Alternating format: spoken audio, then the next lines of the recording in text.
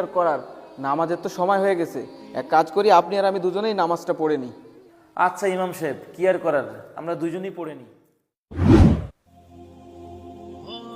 এজন্যই আমি দ্বিতীয়বার আজান দিয়েছি, কারণ আপনারা তো নামাজের জন্য আসবেন না, আপনারা আসবেন লড়াই করতে। আমরা ইসলামের জন্য ঠিকই যুদ্ধ করি, কিন্তু আল্লাহর ইবাদত করি না। আর একটা কথা, যে মসজিদে আজান দেওয়ার পর কোনো মুসল্লি আসে না, সেই মসজিদে থাকার চাইতেও না থাকা ভালো। আমি আজকেই এই মসজিদ থেকে চলে যাচ্ছি। ভাই, আমারও কিছু কথা আছে। যেহেতু আপনারা সবাই এখানে উপস্থিত আছেন, আমি প্রতিনিয়ত আপনাদের দ্বারে দ্বারে যাই নামাজের দাওয়াত দিয়ে, কিন্তু আপনারা কখনোই মসজিদে নামাজ পড়তে আসেন না। আপনারা এই যে এত কষ্ট করে, এত টাকা পয়সা খরচ করে এরকম সুন্দর একটা মসজিদ বানিয়েছেন, কিন্তু সেখানে যদি আপনারা নামাজই পড়তে না আসেন, তাহলে তো এই মসজিদের কোনো মূল্য থাকে না। হুজুর, আমরা আমাদের ভুল বুঝতে পেরেছি। এখন থেকে আমরা 5 ওয়াক্ত নামাজ আদায় করবো ইনশাআল্লাহ।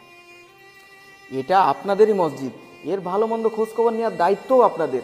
যেমন আমাদের মসজিদে একটা আইপিএস নাই, আইপিএসের খুবই প্রয়োজন। কারেন্ট চলে গেলে নামাজ পড়তে, আজান দিতে অনেক কষ্ট হয়।